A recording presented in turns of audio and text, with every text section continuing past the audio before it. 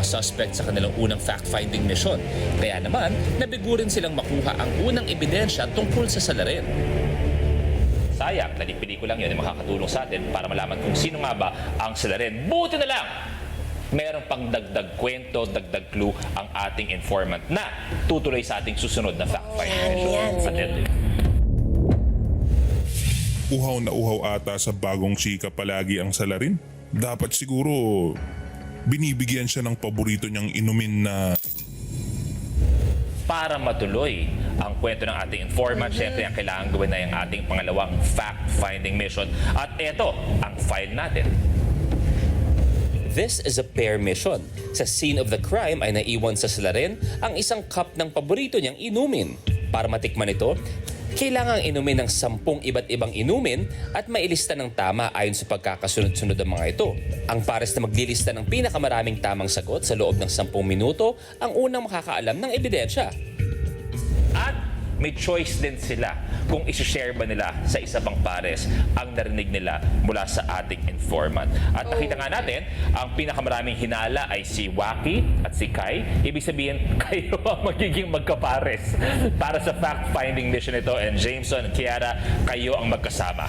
So nung naging partner ko si Waki Kiray, I took it as an opportunity para talagang ma-prove na siya nga talaga ang salarin. Sa inyong apat, naway mas mabuti ang maging resulta ng fact-finding mission na ito. Kakatuloy na kayo sa scene of the crime.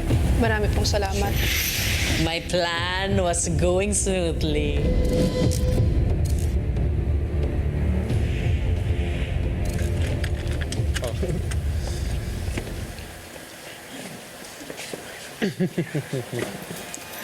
Puro straw. Akala ko makikita namin yung laman kahit papano. Pero hala, straw lang pala talaga siya. So hindi natin makikita yung kulay. It's a mystery. Alam mo, parang feeling ko kaya mo na ubusin na isa.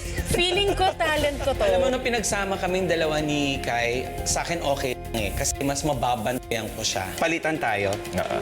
Tag-isa tayong straw. O sige. Tapos pag hindi ako sure, patitikim ko na lang sa'yo. Oo, sige. Okay. Mas malalaman ko kung siya ang salarin. At saka, naniniwala ako sa'yo dito. Actually, nagjo-joke lang ako kanina. Oo, parang feeling ko hindi naman talaga ikaw. Hindi, alam mo honestly, tayo lubas tayo, di ba? Nag-epiphany sa akin, sabi ni Lord, hindi ikaw. Naniniwala ko sa isa't isa. Saan to yari? Sa plastic. Sa plastic ba? Ano kaya magiging diskarte ni Kai at saka ni Waki? Dahil tandaan sila yung may pinakamaraming hinala na silang salarin. Do you wanna alternate? Sige, sige. Sige. Hindi pala na pwede malaman. Alam mo honestly, Unless gusto natin i-share. Wag. Ay, naman. Kasi ano to eh, di ba? Oo. Unahan. Pero dapat tama. Goes first. Me. Game. Let's start. Ako muna. okay, game. Ako sure ako dito. Okay. Ako sure ako dito. Ako sa number 2. Alam ko.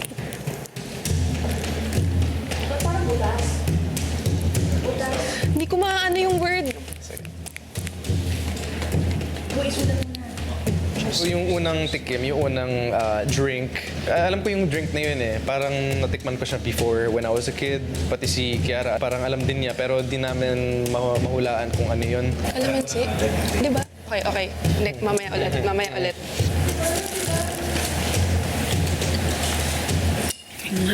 Parang pumpkin soup.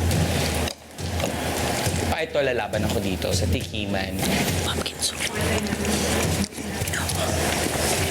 Swerte ko nga si Kai yung nakapartner ko eh. Kasi, di ba, alam mo naman si Kai, mahilig kasi magtikim-tikim yan. Nakita ko mahilig siya kumain-kain. Kaya, alam kong masusolve namin to. Pumpkin soup.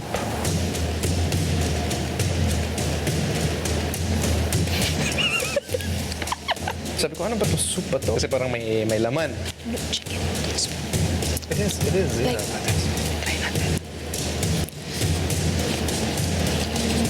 Three. Ako man. Okay.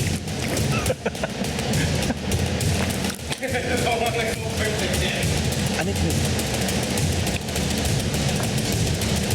Tignan mo din, para sure ka. Tama no? No? Yun yung pag nagluluto ako. Hindi po ako natatakot sa mga kakaibang lasa. Willing po ako matry ang lahat niyan.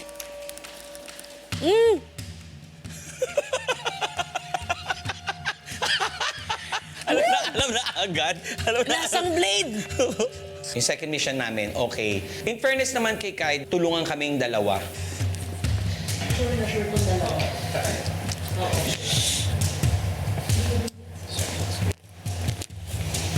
Pero nahihirapan talaga ako sa mga condiments. Tas doon talaga ako nag-suffer. Experience, what?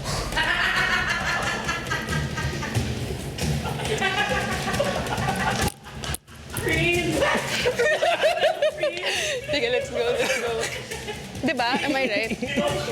Yan, yung mga condiments talaga, as in, ang hirap malaman kung ano yun. Tapos kailangan mong tikman ulit para masok sa bibig mo yung patis or soy sauce na yun na ng marami. Wow, may isa pa siya.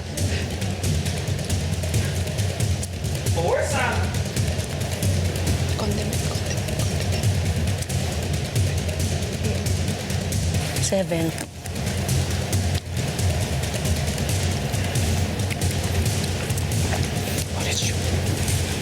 I trust you. Yeah, try mo. Para sure. Try mo para sure. Bigla akong nagdalawang isip nun. Iba laro nito. Baka sa una nang sasabotage siya, sa pangalawa, ginagalingan na niya. Hindi ba? Sure na sure.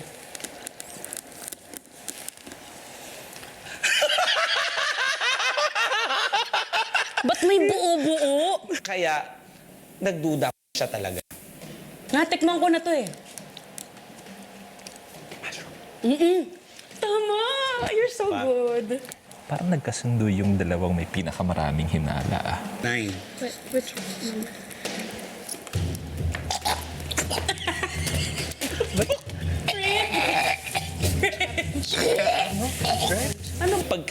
Pagkasipsip ko, tinodo ko yung sipsip. Nasuka ako kasi patis. 9?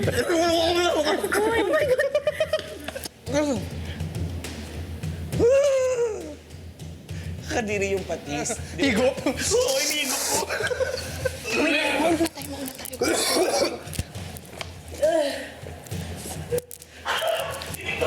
Alam ko na! Alam ko na. Bakit nakakalito? Try mo, na-try mo. Hangin lang. Ba't? Ikaw na? Meron? Diba? Okay, so let's grab.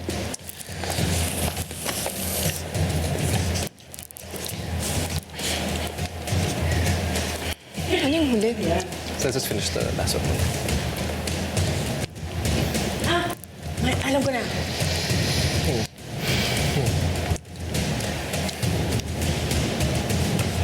Na artificial. Nakamoy ko na. Sinipon ako? Mali rin. Let's choose. Tomato. Oo. No? Between sagot ko laman or sa malamig. Ito, hindi ko... Ako, I'm pretty sure with this. Itry natin. Sa malamig. Ano susunod sa? Another condiment. Yeah, for sure. Hindi siya juice. Try? Let's Oo, try. try. Ilang tao. Ayun na. May nangyari. Nung unang bell nila, mali. So sabi ko, okay, kailangan, kung hindi man kami makapag-bell, at least kung magbe-bell na kami, at least tama at sure kami doon kesa yung pindot kami ng pindot. May mga condiments kami na alam na namin yung lasa pero hindi namin alam yung tawag o nakakalimutan namin. Fish sauce is patis. Oo. Sige. So,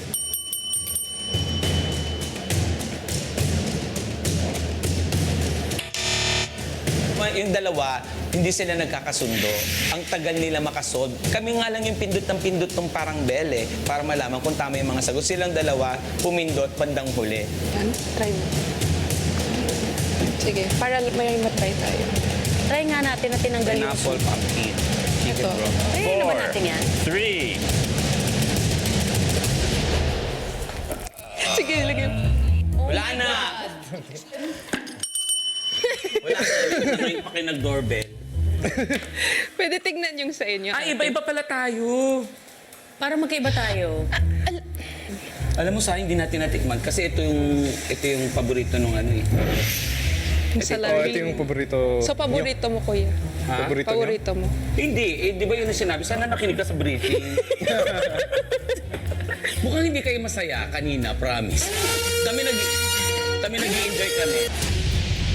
Pagkatapos ng 10 minutes, walang nakakuha ng tamang order ng inumin sa dalawang pares. Pero dahil mas maraming tamang sagot si Waki at Kai, sila ang makakaalam ng ebidensya. Papasukin si Waki at si Kai, please.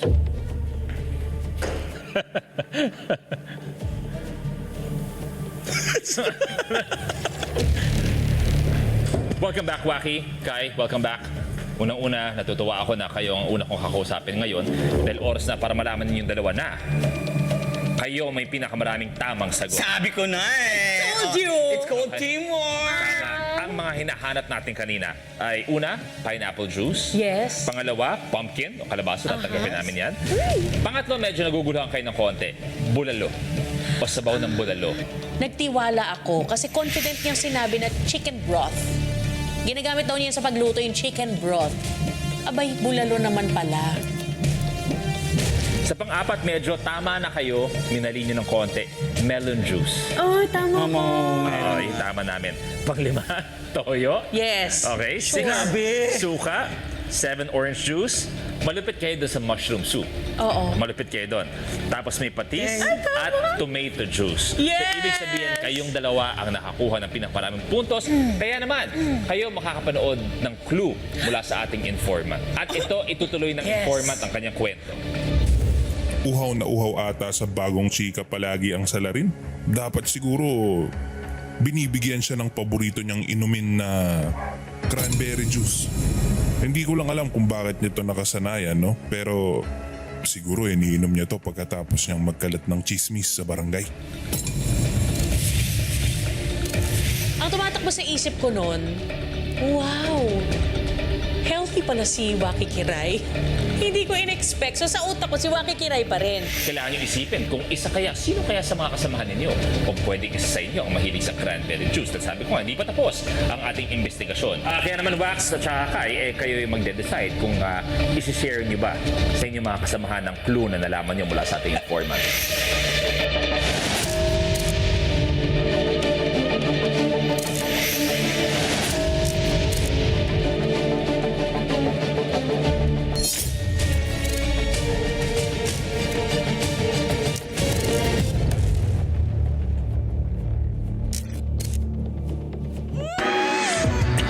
Mga katropay!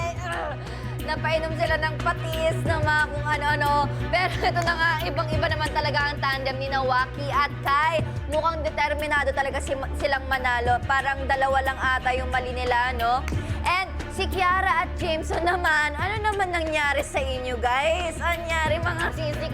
Ito pa naman dalawang to friend ko at galing PBB. Kaya, naku, sisi kayo. Ibig sabihin kaya nito, may nag-sabotage ng game ninyo. Baka isa sa kanila. O baka naman ginalingan talaga nila Waki o ni Kai para hindi nila ma-share ang ebidensya. Kasi parang magkakampi sila, tama nga sila, pero sila pa rin ang nagbobotohan. So, alam niyo guys, ang dami na nating iniisip, dadagdag pa to, kaya moving on. Sa ating third question na kung ano ang isa sa mga paboritong inumin ng salarin, ang napili ng mga katropay with 43% ay soft drinks. At ang tamang sagot ay cranberry juice. Yes! Naku, sayang mga katropay. Ayan na nga. Mamahalin na, tsaka healthy itong cranberry. Dalawa po ang mapipili via randomizer mula sa lahat ng nakapagbigay ng tamang sagot. Sa inyo ang reward na 2,500 pesos each. Yes! Grabe po ang tambak ng score kina Jameson at Kiara. Ano naman kaya ang nangyari sa kanila? mukhang pinaninindigan ni na Waki na nag-aaway pa daw si Kiara at Jameson. Aba, parang si Waki nagsisimula ng away, di ba? Parang silang pupush. And ang ikalawang ebidensya ay cranberry juice. Sino naman kaya ang may favorite nun? Dito, parang medyo umokay na ako kay Waki. Feeling ko, soft drinks to si Waki. Parang hindi to nagka-cranberry. Pero hindi ko pa naman sure. Malay naman natin, di ba? Na healthy pala siya. Eto na nga. Maraming salamat po sa lahat ng katropay na nakatutok sa investigasyon. Kung sino nga ba talaga ang salarin na nagkalat ng chismis. Ay, ayun na nga. Malalaman na natin kung sino ang marites sa barangay natin. And malalaman na natin kung sino ang mga nakapagbigay ng tamang hinala. Again, kung isa kayo sa mga nakapindot ng tamang sagot, ay nakapag-submit ng tickets sa pi.com.ph. Abangan na dahil baka ikaw na ang nanalo ng Pabuya. Check by DTI representative at napili via randomizer. Heto na ang listahan ng mga katropay na nakatanggap ng reward ngayong gabi. At magkakasing-kasing! Kasing-kasing! Yes! 500 pesos, mauuwi ni na Raimundo, Jerry, Sean, Mika, Jaire, Norby, Dennis, Michael, Maricel, at Owel. Congratulations po sa inyo! Ayan, kayo naman may tamang hinala na mag-uwi ng 1,000 pesos. Marvin, Marjorie, Teresa, Chariston, Lorraine, May. Ayan, congratulations po sa inyo. At tignan natin kung sino ang manakakuha ng cranberry. Basil Gus Balanon at Carla Angelo Matriano. 2,500 pesos po para sa inyo. Tamang hinala yan! Grabe po mga katropay, nakisali ka na sa investigasyon, pindot panalo ka pa. Nako, kita-kits ulit bukas dito sa nag-iisang Mystery Reality Game Show na Kutob ang Labanan. Ako si Karina Bautista, ang inyong special agent. At kung nabitin kayo, don't worry, dahil ipapasilip ko sa inyo ang mga dapat abangan bukas kina Waki, Jameson, Kai at Kiara. Sino kaya sa kanila ang salarin na nagkalat ng chismis? Panoorin natin to.